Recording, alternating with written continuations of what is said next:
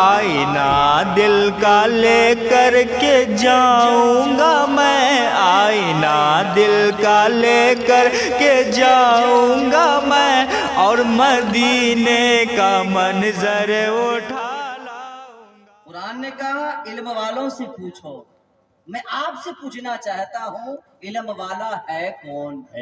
اور یہ پیدا ہوتا کہاں ہے؟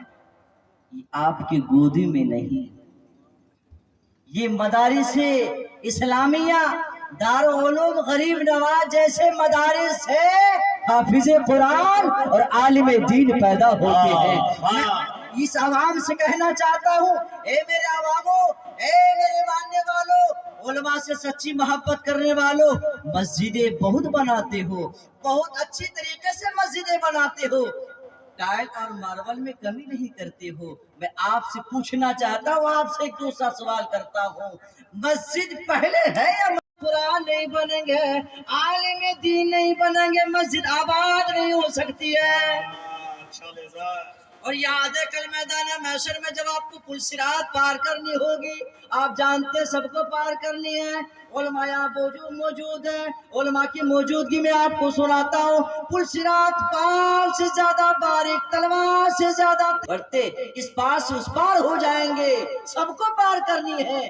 اگر کوئی بدکار ہے، گنہکار ہے، زناکار ہے، شرابی ہے، تو کٹ کے وہیں گر جائے گا، یعنی جہنم میں جائے گا۔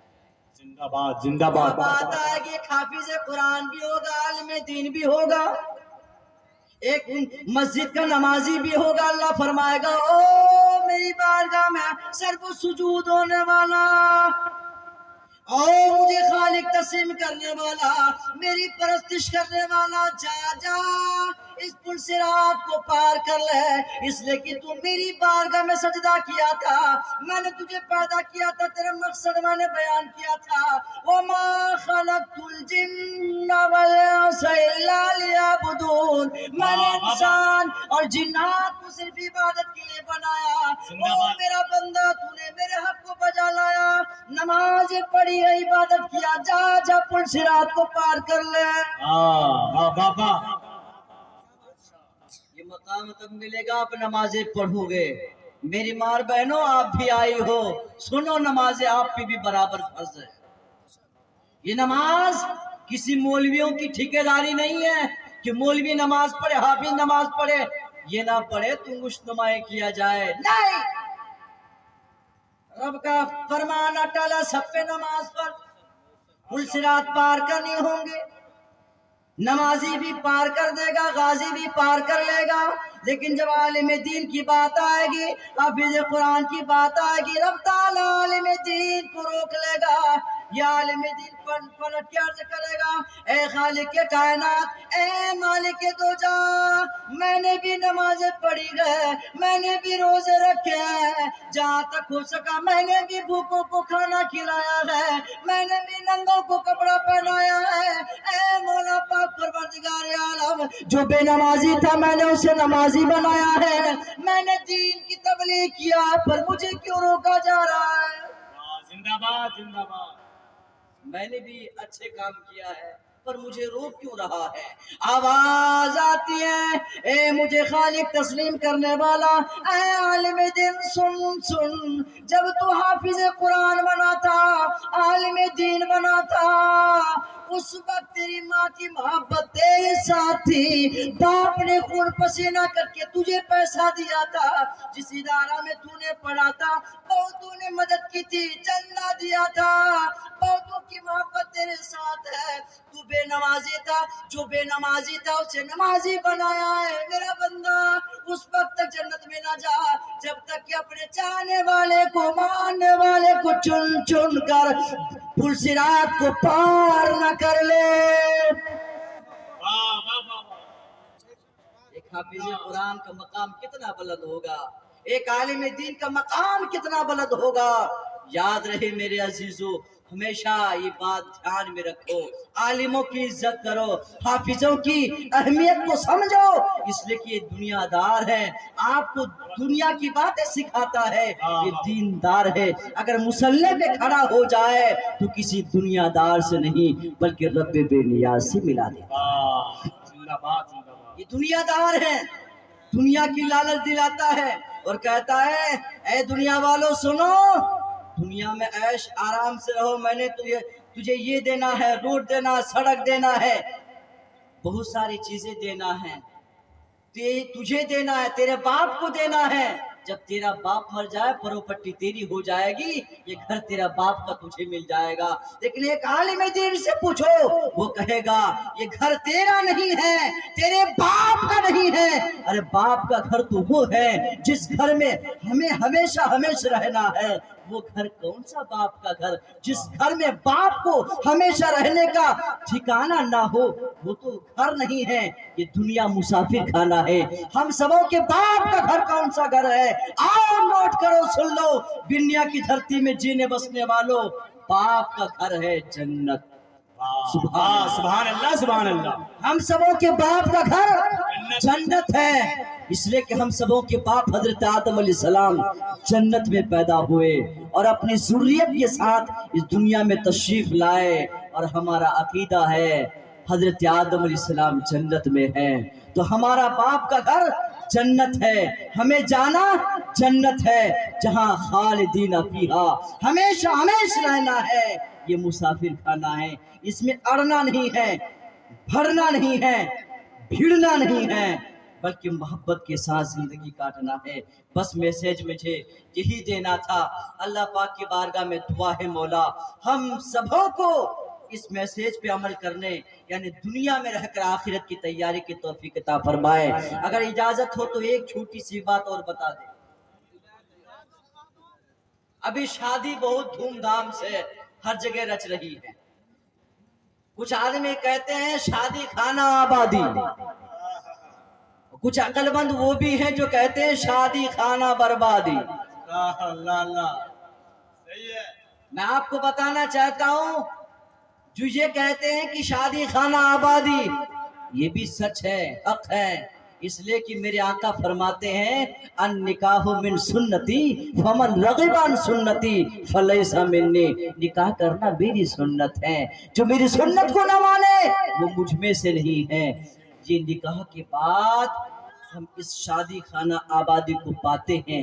اس شادی کے بعد بہتوں کے گناہ کے دروازے بند ہو جاتے ہیں، زناکاری بند، فحش نگاہ بند۔ یہ شادی خانہ آبادی بھی ہے، لیکن ایک طرف آبادی ہے، دوسری طرف دیکھیے بربادی ہے۔ کیسے بربادی ہے؟ میرے آقا نے فرمایا تنکح المرأۃ لاربعین لمالہا ولجمالہا ولحسبہا ولدینہا فاظفر بذات الدین۔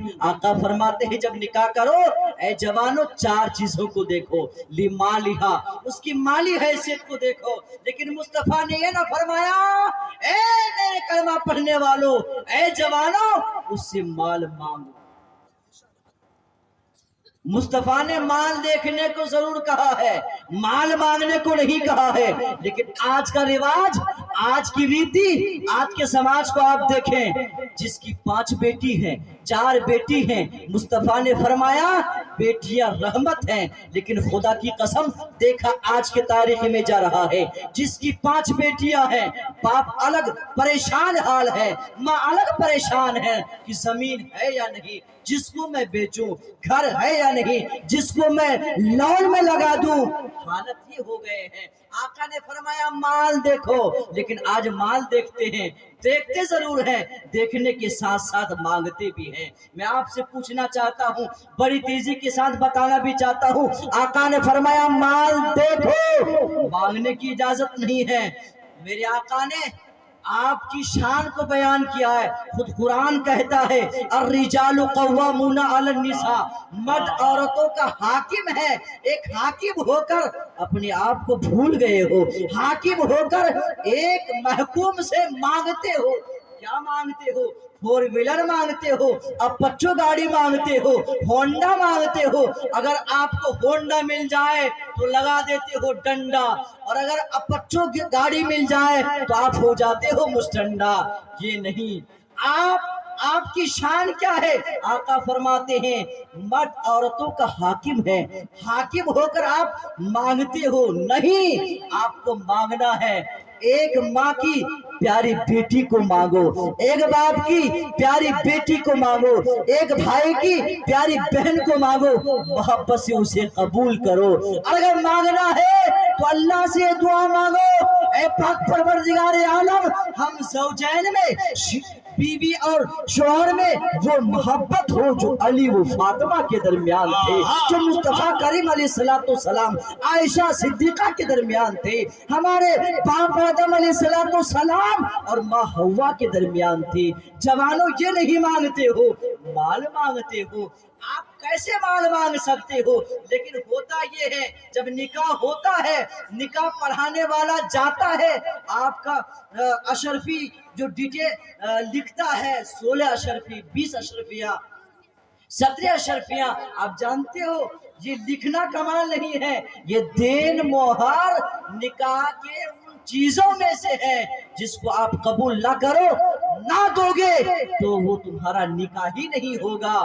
تجھے آپ کو قبول کرنا ہوگا، ایکسپٹ کرنا ہوگا، قبول کرنا ہوگا۔ ماشاءاللہ یہ دیکھ رہے ہیں ہمارے حضرت علامہ مولانا تشریف لا چکے، نعرہ لگائے نعرہ تکبیر، نعرہ رسالت، مسلک اعلیٰ حضرت، فیضان اعلیٰ حضرت، آل انڈیا سرکار غریب نواز کانفرنس، حضرت علامہ التمش رضا صاحب قبلہ، علامہ عبدالرشید مرکزی صاحب قبلہ، نعرہ تکبیر، نعرہ رسالت۔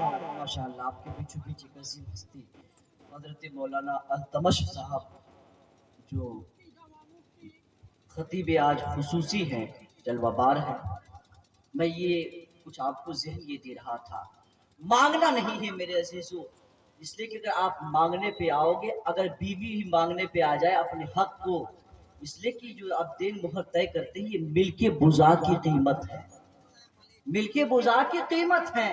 اگر وہ یہ مانگ لیں کہ جب تک مجھے آپ نہیں دو گے تب تک میں تجھے نہیں دوں گی، تجھے قبول نہیں کروں گی، آپ تو مطلق مہر مطلق بنا کر کے چھوڑ دیتے ہو، دیتے نہیں ہو، آخر میں کیا کرتے ہو؟ ایک حاکم ہو کر جس کی شان آپ کی شان قرآن نے کہا مرد عورتوں کا حاکم ہے، تیری جب باری آتی ہے تو بھیک مانگتے کہ میری بیگم مجھے معاف کر دینا، میری تین مہر معاف کر دینا، جب اس کے باپ کی بات آئے، اس کی دان دہیز کی بات آئے تو چھوڑی چلاتے ہو، جب تیری بات آئے تو بھیک مانگتے ہو، معافی کرانے کے پیچھے میں رہتے ہو۔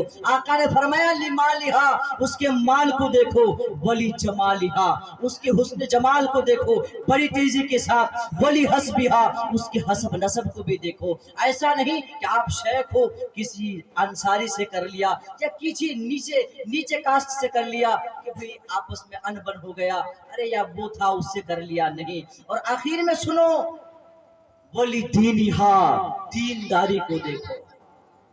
جب بھی نکاح کرو جوانوں، صرف مال نہ دیکھو، دولت نہ دیکھو، عزت نہ دیکھو، دینداری دیکھو۔ خدا کی قسم جوانوں، جب تیری بیگم دیندار ہوگی، ذمہ دار اسٹیج میں کہتا ہوں ایماندار ہوگی، ساس کو بھی مانے گی، سسر کو بھی مانے گی، عزت کرے گی، نماز پڑھے گی، خود ان کی اولاد ماں کو دیکھتی دیکھتی نماز پڑھے گی، دیندار ہوگی، ایماندار ہوگی، پھر یہ لڑنا بھرنا یہ ساری چیزیں ختم ہو جائے گی۔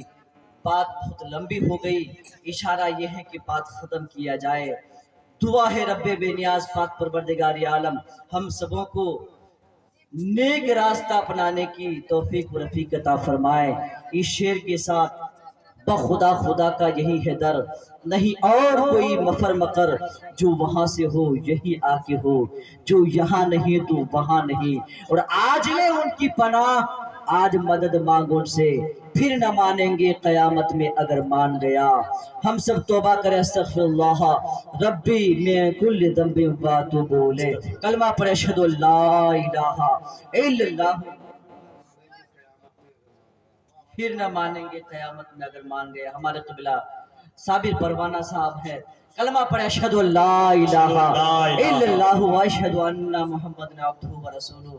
دعا ہے مولا ہمارے مدرسہ दारुल गरीब नवाज को आबाद रखे, यहाँ के अराकीन, यहाँ के मुदर्रिसीन, यहाँ के तलबा को सरसब्ज़ व शादाब रखे, फूलता रहे, फलता रहे। आमीन। दुआएं इस बिरनिया और अदर जगह के आने वाले व्यक्तियों को मिलती रहे। अल्लाह पाक हम सबों के आने को कबूल अता फरमाए। अस्सलामु अलैकुम।